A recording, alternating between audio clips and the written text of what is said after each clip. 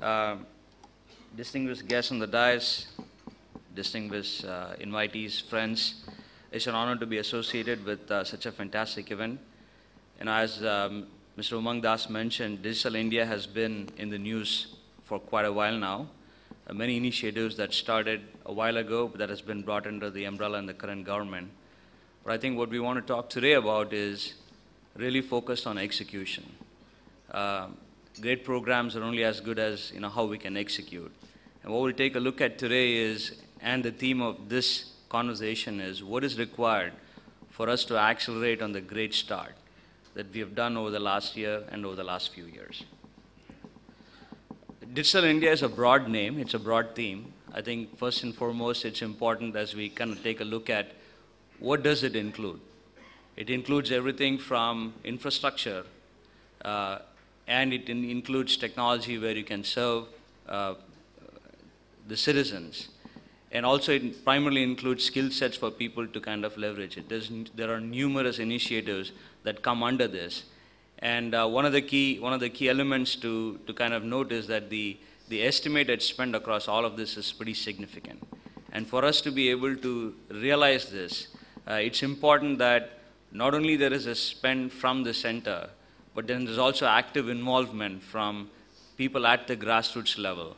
And the only way we're going to be able to kind of deliver this very effectively is leveraging technology. And there have been some fantastic achievements in the short term. Over 150 million bank accounts with over 22,000 crores in deposit.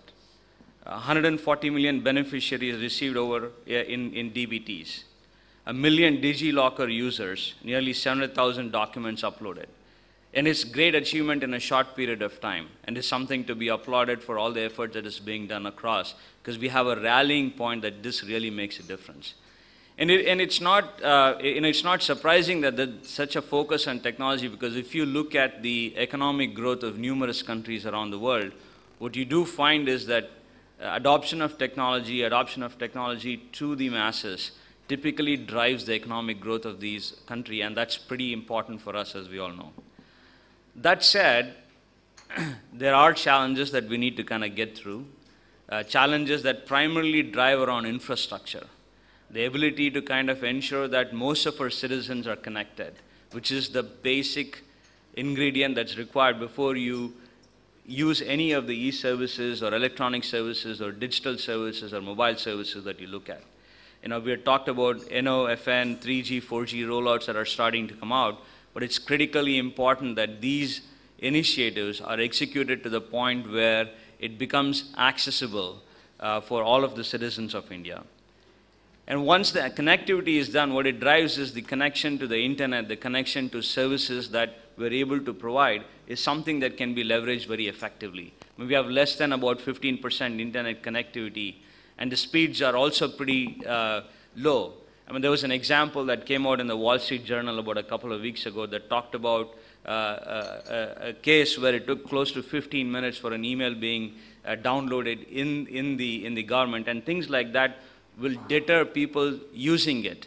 And so to the extent, not only do you need to connect it, but you need to connect it effectively so that it becomes something that people can use.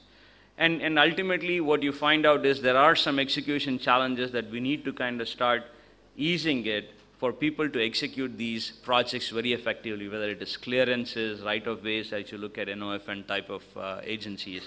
So these are very important that as we kind of build on the successes, that we focus on ensuring that the constraints are alleviated. When you look at what is required for digitizing citizen services, we think there are about 5 pillars. Starting from your right, we talked about the digital infrastructure. The NOFN is a key element of it. The 4G rollout that's going to happen in the country is another key element of it. When you look at the last mile infrastructure, in addition to NOFN, you want to augment it with things like Wi-Fi, femtocells, which will help citizens connect. And if you look at if you look at the whole NOFN, it is going to be pretty important that we relook at the program in terms of ensuring that ensuring that we actually are able to deliver it quickly to the masses. And there are concerns that the amount of spend right now, which is roughly in the 20, which is roughly going to end up being close to $11 billion as opposed to the $3 billion that we're looking at. And you have to make these kind of investments to be able to drive these. The second thing is localized applications. The Prime Minister talked about design in India, which is absolutely required. What will not work is try to bring solutions that maybe have worked someplace else, but we have to localize it. Devices is important. While you have accessibility, the only way the customer can use these services to ensure that there is accessibility across devices, not only just their mobile phones, but other elements that kind of help them access. We need regulations. We need to drive certain behavior which forces people that such digital services are accepted and are the only way that we can do service with and we can do business with. And probably the most important, probably one of the hardest tasks that we have ahead of us is skills development, skills enhancement.